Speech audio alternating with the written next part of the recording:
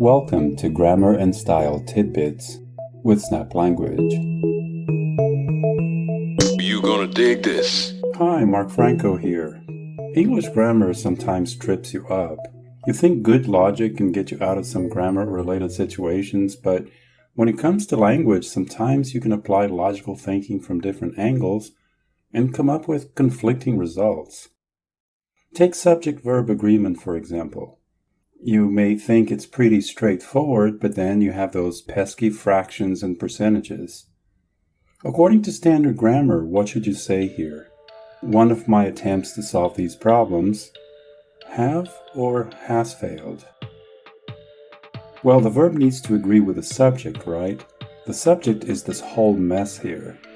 This is called the complete subject. You can reduce the complete subject to a simple subject. That's the part of the subject that agrees with the verb. The simple subject is like the core or the main part of the subject. In this sentence, the simple subject is one right here. What has failed miserably? Problems? No, the problems haven't failed. My attempts? Well, no, not all of my attempts have failed. Only one, just one of them. So one is the simple subject. One is what the verb agrees with. One of these has failed. One of my attempts to solve a problem has failed. But wait, this video is about subject-verb agreement with fractions and percentages, right? What if it's not one, but a fraction? 1/4 of the senators. Let's apply the same logic here and see what we get. You have 1/4, not 2. Well, that would be half. Not 3/4, but 1/4. So, is this a singular or a plural subject? Well, you may have guessed from the title of this video that this is not as straightforward as it seems.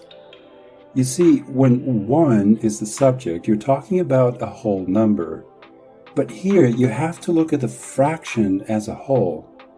Let me give you the answer, then we can discuss it. 1/4 of the senators have abstained from voting. According to standard grammar, you're not counting quarters here. 1/4, 2/3, 3/4. No, you're counting senators. That's why you should say, one of my best friends has moved, but you should say, a third of my friends have moved. Here you definitely have one friend who happens to have moved. Here you have many friends, and a third of them is still more than just one, so they have moved. Look at this sentence now. Apply this logic to see what you get. Again, the subject is not quarters, right? That's a proportion of something. It's a proportion of the earth. Well, it's more like the surface of the earth, but you get it. The subject is the whole expression. That makes the fraction, 3/4, a singular subject. And that's what the verb needs to agree with. So you should say, approximately 3/4 of the earth is covered with water. This much of the earth's surface is covered with water. Let's try another one. 2/3 of the students in my class. This many students are science majors. 2/3 of the grade in my writing courses. This much of your grade is based on the final exam. Cool. Here's a different way of giving proportions. About 71% of the Earth's surface. Yeah, it's 71%. 3/4 from before was an overestimate. That's why I prefer to use percentages. Usually they can give you more accuracy than fractions. Anyhow, what's the subject of the sentence now? If you apply some logic here, you may think you have more than one, so that's a plural subject. Or do percentages work as fractions? Well, think of it this way. Percentages are fractions that always have 100 as a denominator. 1% is 1 out of every 100, or 1 divided by 100. 1/10 is 1 in every 10, or 10 in 100, or 10%. 50%, 50 in 100, that's 1/2, or 1/2. Well, you get it. So the same idea we saw for fractions applies to subject-verb agreement with percentages. 71% of the Earth's surface is a proportion of the surface. That makes this 71% a singular thing. Therefore, you should say about 71% of the Earth's surface is covered in water.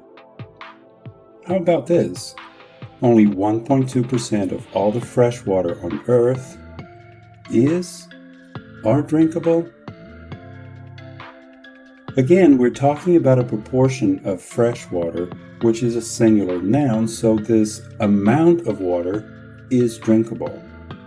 1.2% is a singular simple subject. Of all the students in my class, only 5%.